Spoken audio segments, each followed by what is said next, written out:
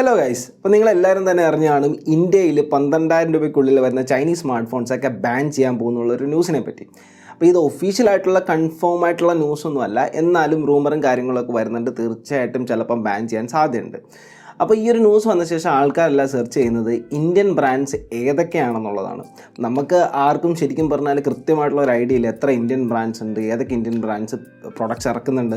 നമ്മൾ മേജറായിട്ടുള്ള ഇപ്പം വളരെ റീസെൻ്റ് ആയിട്ടുള്ള 2 ലോഞ്ചസ് എന്ന് പറയുന്നത് ഒന്ന് ലാവേഡിയും ഒന്ന് മൈക്രോമാക്സിൻ്റെ ആയിരുന്നു. മൈക്രോമാക്സ് ഒരു 2 സ്മാർട്ട് ഫോൺ ഇറക്കിയ സമയത്ത് അവർ പറഞ്ഞത് അവരുടെ സെഗ്മെൻറ്റിൽ ഏകദേശം 13ഓളം സ്മാർട്ട് ഫോൺസ് അവർ ഇറക്കാൻ പോകുന്നുണ്ടെന്നൊക്കെയാണ്. പക്ഷേ പിന്നീട് അവരെപ്പറ്റി വലിയ അറിവൊന്നുമില്ല. അതേപോലെ തന്നെ മൈക്രോമാക്സ് ഇറക്കിയ സ്മാർട്ട് ഫോൺസൊക്കെ ഒത്തിരി ബഗ്ഗുകളും കാര്യങ്ങളും ഒക്കെ ഉണ്ടായിരുന്നു. പിന്നെ ഒരുപാട് ഇഷ്യൂസ്, മറ്റേ സ്ക്രീൻ ഇളകി പോകുന്ന ഇഷ്യൂസൊക്കെ ഒരുപാട് മൈക്രോമാക്സിൻ്റെ സ്മാർട്ട് ഫോൺസിനുണ്ടായിരുന്നു.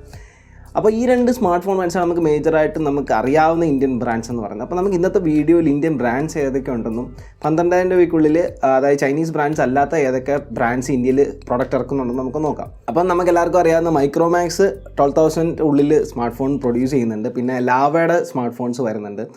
പിന്നീടുള്ള ഇന്ത്യൻ ബ്രാൻഡ്സ് നോക്കിക്കഴിഞ്ഞാൽ റിലയൻസിൻ്റെ വളരെ റീസെൻ്റ് ആയിട്ടുള്ളൊരു ന്യൂസ് വന്നിരിക്കുന്നത് അവർ 12,000 രൂപയ്ക്കുള്ളിൽ 5G സ്മാർട്ട് ഫോൺസ് ലോഞ്ച് ചെയ്യാൻ പോകുന്നു എന്നൊക്കെ പറഞ്ഞിട്ട് ന്യൂസ് വന്നിട്ടുണ്ട്. എത്രമാത്രം സത്യം ഉണ്ടെന്ന് അറിയില്ല, മിക്കവാറും സത്യമായിരിക്കും.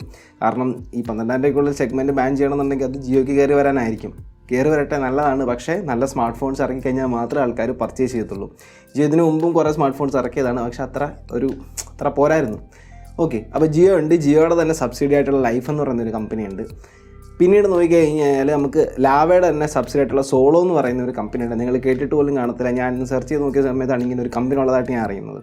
പിന്നെ നമ്മുടെ കാർബൺ ഉണ്ട്, നമ്മുടെ സ്പീക്കറൊക്കെ വെച്ചിട്ട് ഇറക്കുന്ന ഒരു ഫോൺ ഉണ്ടായിരുന്നല്ലോ, അവരുടെ സ്മാർട്ട് ഫോൺസ് അവൈലബിൾ ആണ്. പിന്നെ സെൽടെക് എന്ന് പറയുന്നൊരു കമ്പനിയുണ്ട്, ഇൻടെക്സ് എന്ന് പറയുന്നൊരു കമ്പനിയുണ്ട്, ഐബാൾ എന്ന് പറയുന്നൊരു കമ്പനിയുണ്ട്, സ്പൈസ് എന്ന് പറയുന്നൊരു കമ്പനിയുണ്ട്. ഇവരെല്ലാവരും സ്മാർട്ട് ഫോൺസ് ഒന്നും പ്രൊഡ്യൂസ് ചെയ്യുന്നത്, എന്നാൽ ഏകദേശം മിക്കവാറുള്ളവരൊക്കെ പ്രൊഡ്യൂസ് ചെയ്യുന്നുണ്ട്. പക്ഷേ ഈ സ്മാർട്ട് ഫോൺസൊന്നും നമുക്ക് അറിയത്തോടിയില്ല. പിന്നീട് നോക്കിക്കഴിഞ്ഞാൽ 12,000 രൂപയ്ക്കുള്ളിൽ ഇന്ത്യയിൽ പ്രൊഡ്യൂസ് ചെയ്യുന്ന ബ്രാൻഡ്സ് എന്ന് പറയുന്നത് നോക്കിയയുടെ സ്മാർട്ട് ഫോൺസ് ഇന്ത്യയിൽ അവൈലബിൾ ആണ്, സാംസങ്ങിൻ്റെ സ്മാർട്ട് ഫോൺസ് അവൈലബിൾ ആണ്.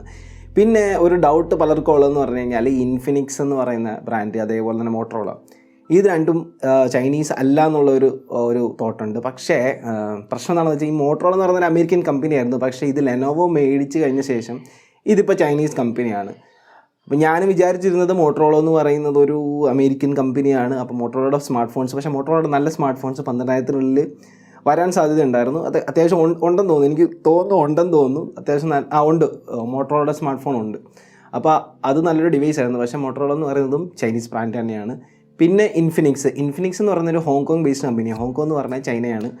പിന്നെ ഇത് ഒരു കൺഫ്യൂഷൻ വരാൻ കാരണം എന്ന് പറഞ്ഞു കഴിഞ്ഞാൽ എന്തോ ഫ്രാൻസുമായിട്ട് ഈ കമ്പനിക്ക് എന്തോ ബന്ധമുണ്ട്. അപ്പം ഫ്രാൻസിലാണ് ഇതിൻ്റെ പേരൻറ്റ് കമ്പനി എന്നൊക്കെ പറഞ്ഞാണ് ഈ നമുക്കൊരു ഡൗട്ട് വരാൻ കാരണം. അപ്പം ഹോങ്കോങ് ബേസ്ഡ് ആണെന്നാണ് ഇപ്പം നമുക്കറിയാൻ സാധിച്ചത്. അപ്പം തീർച്ചയായിട്ടും അതും ചൈനീസാണ്. അപ്പം അവൈലബിൾ ആയിട്ടുള്ളത് ഇപ്പം മെയിനായിട്ട് പറഞ്ഞു കഴിഞ്ഞാൽ സ്മാർട്ട് ഫോൺസ് ഇറക്കുന്ന കമ്പനീസ് മൈക്രോമാക്സ് ഉണ്ട്, ലാവ ഉണ്ട്, പിന്നെ ജിയോ വരുന്നുണ്ട്, പിന്നെ നോക്കിയ ഉണ്ട്, നമ്മുടെ സാംസങ് ഉണ്ട്. ഇത്രയും സ്മാർട്ട് ഫോൺ ബ്രാൻഡ്സാണ് നമുക്ക് 12,000 രൂപയ്ക്കുള്ളിൽ ഇപ്പം സ്മാർട്ട് ഫോൺസ് ഇന്ത്യയിൽ ഇറക്കുന്നത്. അതിൻ്റെ ബ്രാൻഡ്സിലെ സ്മാർട്ട് ഫോൺസ് മാത്രമേ നമുക്ക് പർച്ചേസ് ചെയ്യാനും പറ്റത്തുള്ളൂ.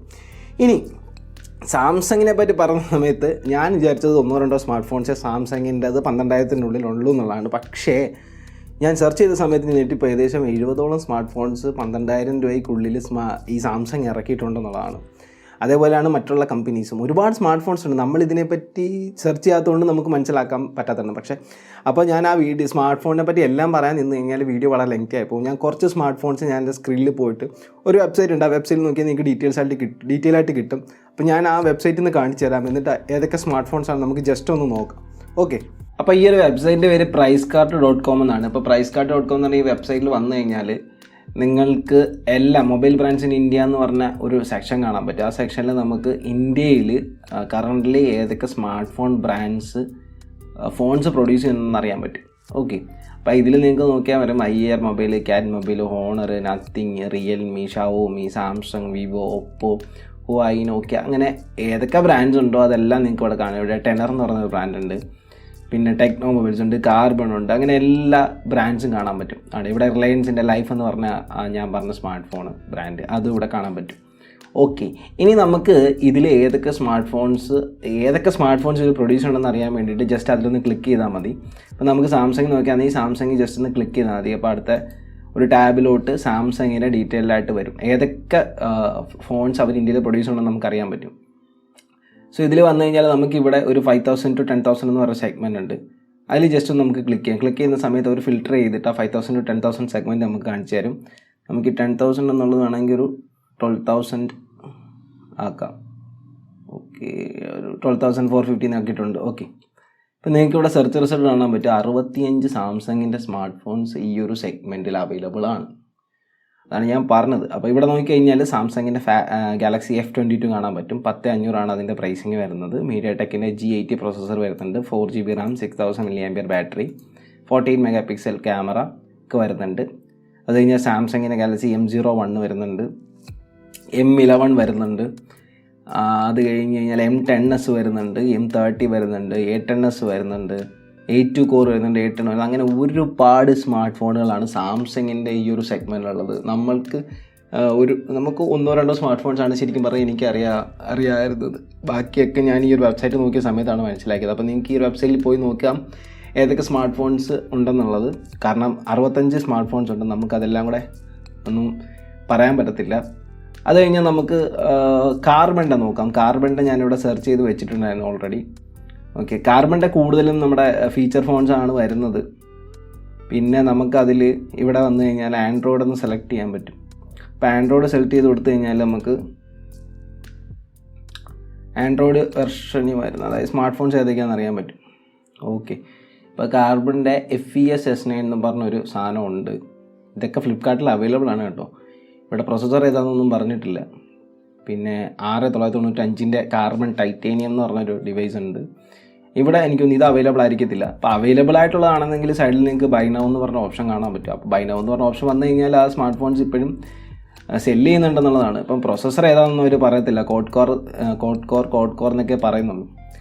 ഓക്കെ, അത് കഴിഞ്ഞാൽ നമുക്ക് വേണമെങ്കിൽ ലാവയുടെ നോക്കാം. ലാവയുടെ നോക്കിക്കഴിഞ്ഞാൽ ഇപ്പം റീസെൻ്റായിട്ട് ലോഞ്ച് ചെയ്തിട്ടുള്ള ലാവ അഗ്നി 5G ഇവിടെ കാണാൻ പറ്റും. 17,990. പ്രൈസ് റേഞ്ച് നമ്മളിവിടെ സെലക്ട് ചെയ്തിട്ടില്ല, അതുകൊണ്ടാണ്. ഓക്കെ, അത് കഴിഞ്ഞാൽ നമുക്ക് ലാവ BU എന്ന് പറഞ്ഞൊരു സ്മാർട്ട് ഫോൺ ഉണ്ട്. ലാവ Z6 ഉണ്ട്, ലാവ Z4 ഉണ്ട്, ലാവ Z6 II ഉണ്ട്, ലാവ Z51 ഉണ്ട്. അങ്ങനെ കുറേ സ്മാർട്ട് ഫോൺസ് ലാവയുടെ ഉണ്ട്. അങ്ങനെ നിങ്ങൾക്ക് ഈ ഒരു ബ്രാൻഡിൻ്റെ ഏതെങ്കിലും മൊബൈൽസ് ഏതൊക്കെ പ്രൈസ് റേഞ്ച് വരണമെന്നുണ്ടെങ്കിൽ നിങ്ങൾക്ക് ഈ ഒരു വെബ്സൈറ്റ് യൂസ് ചെയ്യാൻ പറ്റും. സിമ്പിളാണ്. ജസ്റ്റ് അവിടെ പോയിട്ട് നിങ്ങൾ ഏത് ബ്രാൻഡാണോ വേണ്ടത് സെലക്ട് ചെയ്ത്, ഇപ്പോൾ ഇൻഡെക്സിൻ്റെ സെലക്ട് ചെയ്യാൻ നമുക്ക് പറ്റും. ഇൻഡെക്സിൻ്റെ സെലക്ട് ചെയ്തിട്ട് നമുക്ക് ഏതൊക്കെ സെഗ്മെൻ്റ് ആണ് വേണ്ടത് എന്നുള്ളത് സെലക്ട് ചെയ്ത് കൊടുത്താൽ മതി. ഫിൽറ്റർ ചെയ്ത് കൊടുത്താൽ മതി. ഇപ്പോൾ 5,000 to 10,000 ആണെന്നുണ്ടെങ്കിൽ അത് കൊടുക്കാം. അതിനുശേഷം നമുക്ക് വേണമെങ്കിൽ ആൻഡ്രോയിഡ് കൊടുക്കാം. നമുക്ക് കംപ്ലീറ്റ് ഡീറ്റെയിൽസ് കിട്ടും ഇതിൻ്റെയൊക്കെ. ഓക്കെ, അപ്പം ഇന്ത്യയിൽ ശരിക്കും സ്മാർട്ട് ഫോൺസ് അവൈലബിൾ ആണ് കേട്ടോ 12,000 താഴെ. ഇനി നമുക്ക് ബാക്കിയുള്ള കാര്യങ്ങൾ ഗവൺമെൻറ്റൊക്കെ എന്താണ് തീരുമാനിക്കുന്നതെന്നൊക്കെ നമുക്ക് കണ്ടറിയേണ്ടതായിട്ടുണ്ട്. അപ്പം നമുക്ക് അടുത്ത വീഡിയോയിൽ കാണാം. ബൈ.